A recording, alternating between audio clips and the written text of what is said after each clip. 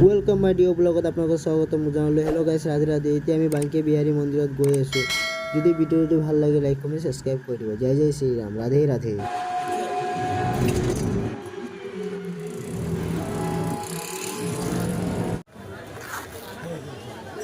গাইছ এইমাত্ৰ এটা চশমা কাঢ়ি লৈ গ'ল, এটা মোবাইলো লৈ গ'ল, দেখা পালোঁ।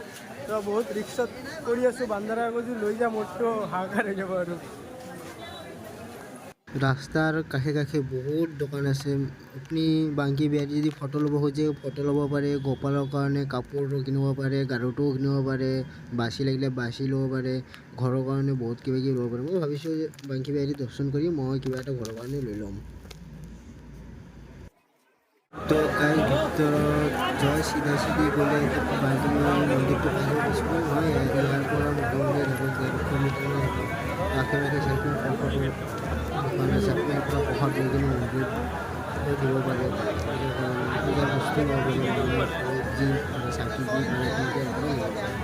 গাইছ তামান ভিৰ, তামান ভিৰ।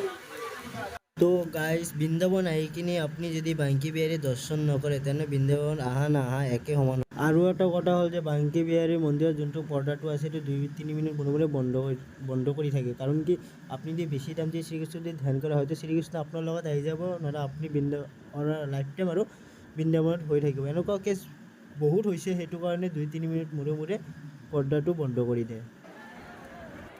তো গাইজ চাওক কিমান ভক্ত, কিমান ভিৰ, তথাপিও কিন্তু আপুনি একদম ভালদৰে দৰ্শন কৰিব পাৰিব। মানে কি ক'ম আৰু, কিন্তু ইয়াতে ভিডিঅ' কৰা ফটো তোলা এলাও নাই। তথাপিও মনে মনে মই কৰি আছোঁ আৰু আপোনালোকৰ কাৰণে। তো গাইছ ভিডিঅ' কৰিব নেদে, মনে মনে কৰি আছোঁ আৰু। তো এতিয়া আমি বাহিৰত আহিলোঁ, আহি কিনে বস্তুখিনি কিনি আছোঁ, মই ফটো এটা ল'লোঁ।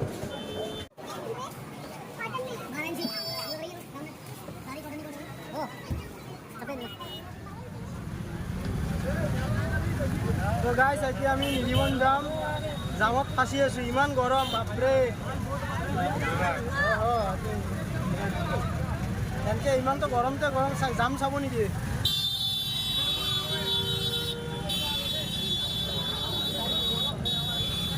পাইছি না গাইছ কিমান যাম, গৰমত থাকিব পৰা নাই। 38 চলি আছে, পূৰা 38। অসমৰ পৰা বেছি, তাৰমানে ইমানেই বেছি গৰম মানে কি ক'ব আৰু। তো গাইছ আমি নিধিবন পাই গ'লোঁ। তো আমি চেণ্ডেল থৈ আছোঁ ছাইডত। গাইছ বহুত বান্দৰ আছে, সাৱধান।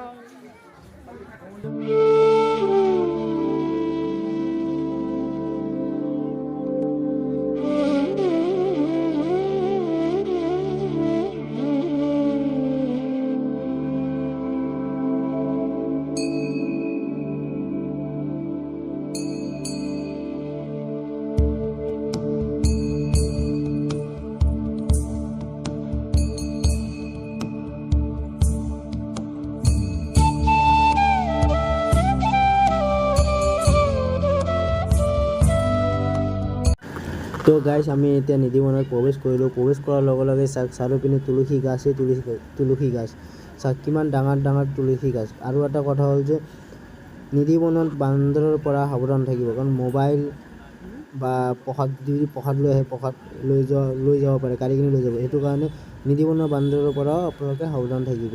তো নিধিবনৰ ৰহস্যটো আপোনালোকে গমেই পায়, মই আৰু কি মোৰ থেকে আপোনালোকে বেছিয়ে গম পাব। আৰু এটা কথা হ'ল যে ৰাতি হ'লে শ্ৰীকৃষ্ণ ইয়াত ৰাসলীলা কৰিব আহে গোপীহঁতৰ লগত।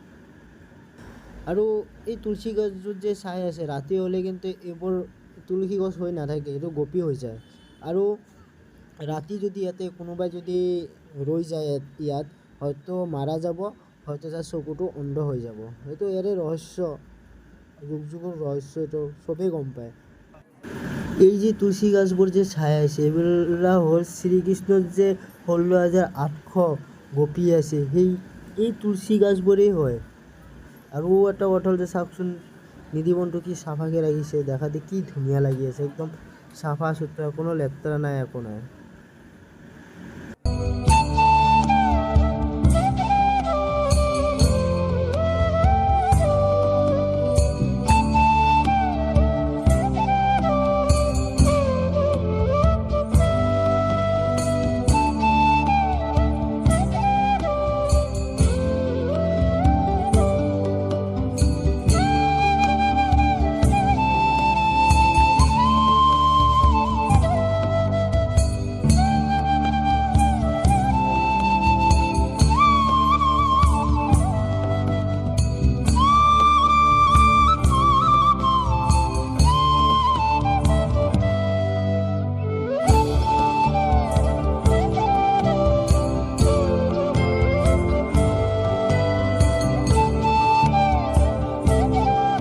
তো গাইজ ইয়াতে যে সমাধিটো চাই আছে, তো অসমীয়াত কি কয় এইটো মই নাজানো, তো আপোনালোকে কমেণ্টত কৈ দিব সমাধিক অসমীয়াত কি কয়। তো ইয়াৰে এইটোৱে প্ৰুফ হয় যে ভগৱান যে এতিয়াও আছে, যে ৰাতি যোনে যোনে চাব বিচাৰিছিলে যে সঁচাকৈ ৰাসলীলা হয় না নহয়, তো এশতেৰে সমাধি হয়, যোনজন মাৰা গৈছে এইটোৱে সমাধি হয়। তো ভিডিঅ'টো মই বেছি ডাঙৰ নকৰোঁ, যদি ভিডিঅ'টো ভাল লাগে লাইক কৰি ছাবস্ক্ৰাইব কৰি দিব। জয় জয় শ্ৰীৰাম, ৰাধে ৰাধে। এতিয়া আমি ঘৰত যাওঁ।